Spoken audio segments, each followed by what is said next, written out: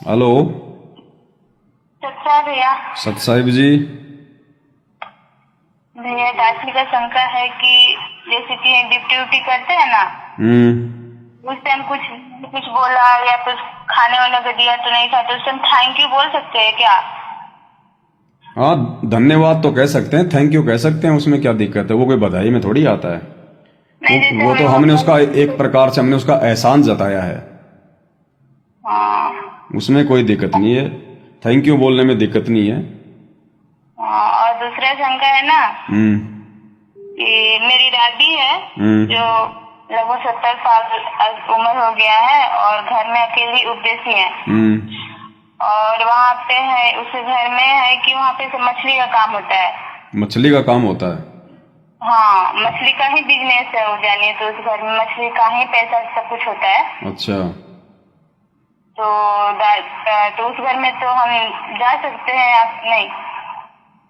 नहीं बहन जी, हमारा क्या संबंध उन लोगों से, उन मांसाहारियों से? हमारा क्या संबंध है? जिस घर में मांस मछली पकाई जाती है या मांस मछली का काम कर रहे हैं, ऐसे लोगों का तो पानी पीना भी हराम है। रीजन ये है कि जैसे दादी बूढ़ी हो गई है ना, तो उनको कोई सपोर्ट नहीं करता, कुछ सामान वगैरह देना होता है। कौन नहीं कर रहा सपोर्ट? फिर दादी वहां क्यों रह रही है? जब उसका वहां कोई सपोर्ट ही नहीं है, फिर दादी वहां पे क्यों रह रही है? तो कहाँ जाएगी भगत जी? तो कहाँ नहीं, तो फिर वहां पे रह कहाँ रही है? कौन है उसका कोई बेटा बाटा? वहां पे मछली का काम कौन कर रहा है? बड़ा वाला बेटा है और मेरे बाबा हैं, वो भी मछली का ही काम करते हैं। और एक बेटा है जो उसको मतलब पूजा वूजा के लिए पैसा देते हैं वो। तो उसने आपकी दादी ने नाम ले रखा है क्या? संकल्प ली है, अभी जुड़ी है 2023 से। 2023 से जुड़ी है, संकल्प लिया है? हाँ, संकल्प लिया। तो बहन जी उसके लिए तो देखो वो खाना खाना बिल्कुल उचित नहीं है। फिर तो ऐसे में आप उनकी मदद जो है वो कर सकती हैं। हाँ, तो उसको मदद कर सकते, बट हम वहाँ पे कुछ खा पी नहीं सकते ना। नहीं, आप जो मदद करती हो, अगर उससे सामान ला रही है आपकी दादी, तो उसमें आप बनाओ, भगवान को भोग लगाओ, खाओ, उसमें क्या दिक्कत है? उन राक्षसों का नहीं खाना हमने। अच्छा अच्छा। हाँ। जैसे कि मतलब दूसरे वाले जो चाचा पैसा देते हैं, उस पैसा से सामान आता है, तो उस सामान का भोजन कर सकते हैं ना? नहीं, उस पैसा का वो चाचा क्या काम करता है? वो ठेकेदारी करते हैं, घर बना के बेचते हैं। अच्छा, वो आपकी दादी को मतलब सपोर्ट करता है, उसको देता खर्चा? हाँ, भी सपोर्ट करते हैं, मतलब कि दादी को पूजा के लिए जो भी पैसा है वो देते हैं, बट बाकी भंडारा जो घर में खाना बनता है वो ये मछली का पैसा से बनता है, वो ही खाती है। तो गलत बहन जी, देखो हाँ। गलत है। अब रास्ता तो देखो, अगर दृढ़ है आपकी दादी, अगर ज्ञान समझ में आ गया है, तो देखो परमात्मा आत्मा को भूखा तो मरने नहीं देगा, कोई न कोई रास्ता तो निकालेगा अपनी आत्मा का, जो मर्यादाओं के लिए जो आत्मा संघर्ष करेगी। वैसे भगत के लिए अगर किसी का पति अगर कोई मंदिर में पूजा पाठ करता है, यदि कोई वो कर्म कांड करता है, कोई मांसाहार का काम करता है, कोई शराब का ठेका है, और यदि उसके घर में अगर किसी ने नाम ले रखा है, तो उन लोगों के लिए खाना खाना वर्जित है बहन जी। हाँ, तो ऐसे एक ही रूम में दरबार लगा हुआ, जैसे कि वो लोग भी अपना देवी देवता का पूजा करते हैं। जिस रूम में दादी पूजा करती है एक साइड वो लोग करते हैं। उसमें कोई दिक्कत नहीं है। जिस जगह पे हमारा दरबार लगा है, उस दरबार में अन्य कोई देव देवता की फोटो नहीं होनी चाहिए। बाकी उस कमरे में अगर कोई दूसरी फोटो रख रहा है, तो उसमें हमें दिक्कत नहीं।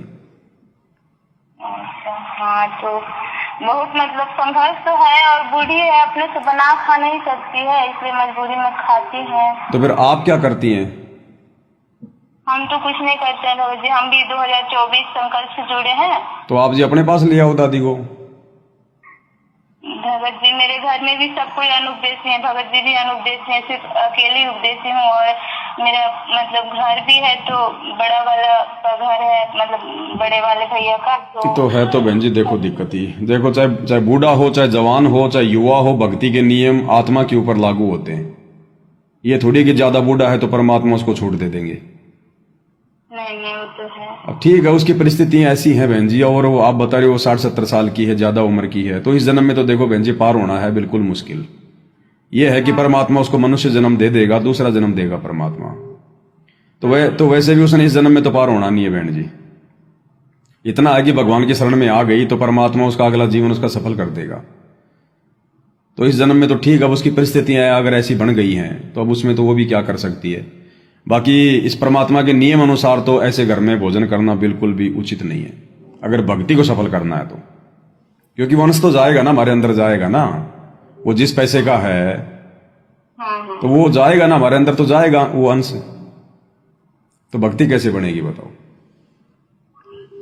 सही बात है। ऐसे तो फिर किसी को, ऐसे तो फिर कल को किसी को ऑब्जेक्शन ही नहीं होगा, हाँ, फिर वो भक्ति कैसे बनेगी? मजबूरी में तो सब कुछ खाने लगेगा तो फिर तो हाँ, तो देखो नियम तो नियम ही है। अगर कोई संघर्ष अगर कर सकता है, अगर अपनी व्यवस्था अलग से कर सकता है तो उसको करनी चाहिए। और जैसे अगर आपकी दादी की तरह कोई बिल्कुल ही ऐसा है कि भाई ना वो खाना बना सकती, दूसरा कोई सहारा नहीं है, तो फिर वैसे भी बहन जी बूढ़े आदमी का तो इसी जन्म में तो देखो बहुत मुश्किल है, परमात्मा दूसरा जन्म ही देगा, तो परमात्मा उसको आगे संभालेगा फिर, और क्या है। वो चाहते हैं वो ले जाने के लिए, वहाँ बोलते हैं मतलब कि एमपी में, मध्य प्रदेश में रहते हो, तो रीजन है कि वो लोग भी मांस मछली खाता है वहाँ पे, वो भी बनाकर खाता है उन लोग रेंट पे रहते हैं। कोई नहीं, वो जहाँ भी है अपना रहे, अपना मालिक से अपना अरदास करती रहे, जैसे अपना सत्संग वगैरह सुनती रहे, जितनी मर्यादा निभा सके उतनी अपनी निभाई, है ना। और एक शंका और है, जैसे कि हम लोग मार्केट से मकई वगैरह खरीदते हैं या अमरूद वगैरह है, तो जैसे कि चिड़िया उड़िया का खाया हुआ है तो हम लोग खा सकते हैं?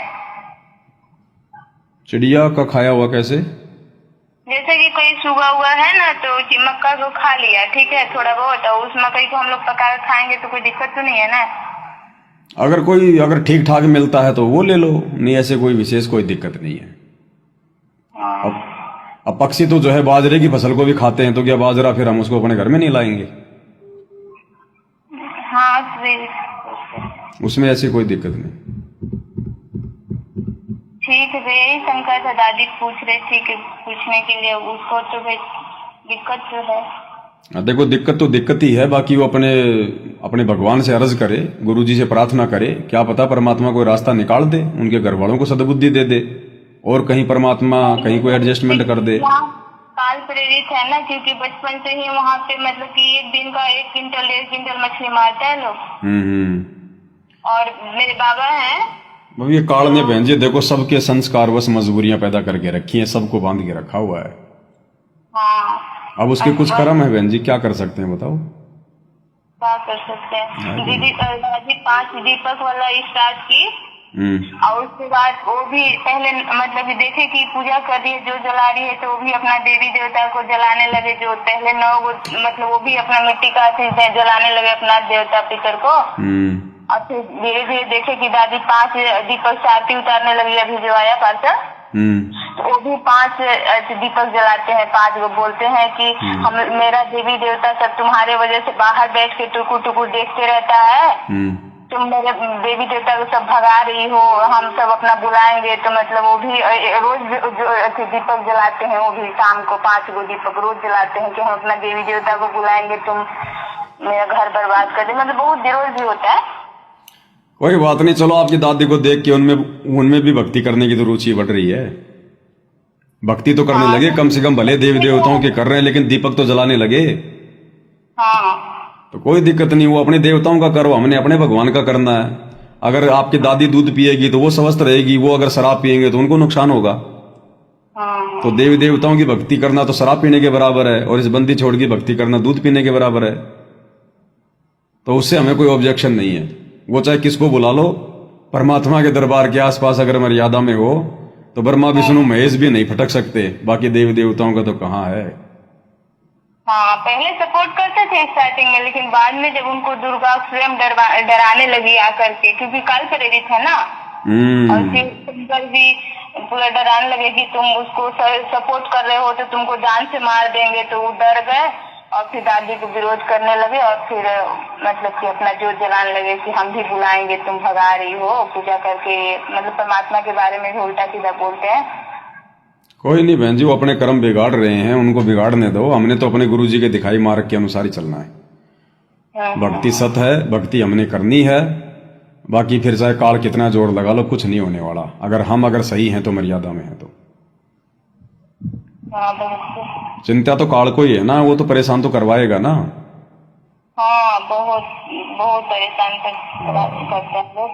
तो बस भगत अगर मर्यादा में, भगत अगर हाथी पे बैठा है तो कुत्ता कितना ही भौंको बहन जी, कुछ नहीं बिगाड़ सकता। हाँ तो इतना मजदूरी अगर दादी अगर चाहेगी अपना अलग बनाएगी खाएगी तो देखो अगर वो अलग बना के खा सकती है तो बहुत अच्छी बात है।